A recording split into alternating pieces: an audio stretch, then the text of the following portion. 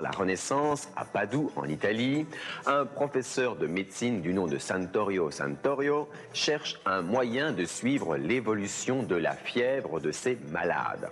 Un tube long et étroit, plongé dans un vase plein d'eau, se termine par une boule de verre que le malade met dans sa bouche.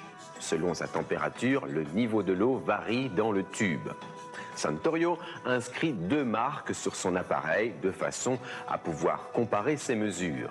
Le repère le plus haut, il l'obtient en refroidissant la boule avec de la neige.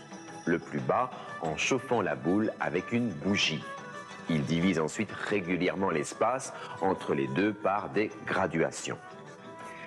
C'est la première fois que l'on mesure le chaud et le froid. On est en 1612. Cette invention, injustement attribuée à Galilée, le jésuite lorrain Jean Le Rechon lui donne le nom de thermomètre, ou instrument pour mesurer les degrés de chaleur et de froidure qui sont dans l'air. Avec Santorio et ses imitateurs, on est encore loin du thermomètre moderne. En effet, les indications fournies par ces instruments sont sensibles à la pression atmosphérique, un peu comme un baromètre. Mauvais temps égale basse pression égale indication de température élevée. Beau temps égale haute pression égale indication de température basse. Le physicien italien Evangelista Torricelli comprend le phénomène en 1644. Et c'est le grand-duc de Toscane, Ferdinand II de Médicis, qui fait réaliser le premier vrai thermomètre de l'histoire. Un instrument sur lequel la pression atmosphérique n'a plus aucun effet parce qu'il est scellé. Un réservoir sphérique relié à un tube de verre renferme un liquide dont la dilatation, et non plus celle de l'air, est mesurée par des graduations. On utilise de l'alcool car il se dilate plus facilement que l'eau. La mesure est donc plus précise. Les inventeurs du XVIIe siècle recherchent activement le fluide le plus pratique. On propose l'esprit de vin, le mercure ou le pétrole.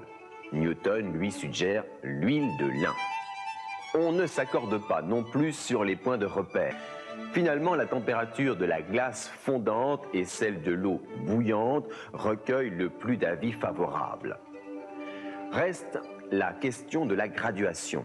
Chaque inventeur divise le tube de son thermomètre selon son inspiration. Au XVIIIe siècle, 3 échelles s'imposent. Celle de l'excellent thermomètre de Daniel Gabriel Fahrenheit conquiert les pays anglo-saxons. En France, c'est l'échelle de René-Antoine Fréchot de Réaumur qui triomphe.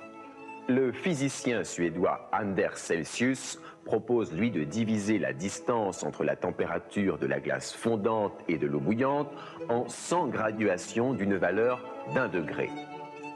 C'est cette échelle que retiendra la Commission des poids et mesures de la Révolution française de 1789. Aujourd'hui, elle cohabite avec l'échelle de Fahrenheit et la conversion entre les deux demande un petit calcul. Avec le thermomètre, les physiciens disposent enfin d'un outil fiable pour observer les effets de la température sur la matière. Ils découvrent ainsi que la chaleur est une forme d'énergie liée à un travail. Par exemple, lorsque l'on frotte un objet, il s'échauffe. On comprend ensuite que la chaleur est liée au mouvement invisible des molécules qui composent la matière. Plus un corps est refroidi, moins ces molécules sont agitées. La thermodynamique et Lord Kelvin nous apprennent que si l'on poursuit le refroidissement jusqu'à ce que cette agitation moléculaire disparaisse, on atteint la température la plus basse possible, le zéro absolu. Il équivaut à moins 273,15 degrés Celsius. Il devient le degré zéro de l'échelle dite de Kelvin, dont chaque degré est égal à 1 degré Celsius. En 1867, un Anglais, le docteur Holbut, fabrique le premier thermomètre médical à mercure. Un petit réservoir de mercure est relié à un tube très fin dans lequel le liquide progresse sous l'action de la chaleur. La colonne de mercure est visible grâce à un effet grossissant du verre. Le tube est muni, juste au-dessus du réservoir, d'un étranglement qui empêche le mercure de redescendre lorsqu'on a fini de prendre sa température. C'est pratique pour lire la mesure, mais avant de le réutiliser, il faut le secouer. Plus moderne, plus rapide et d'une lecture plus facile, le thermomètre à affichage numérique.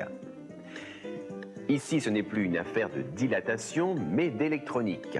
La pointe du thermomètre est un matériau semi-conducteur qui laisse passer plus ou moins de courant selon la température.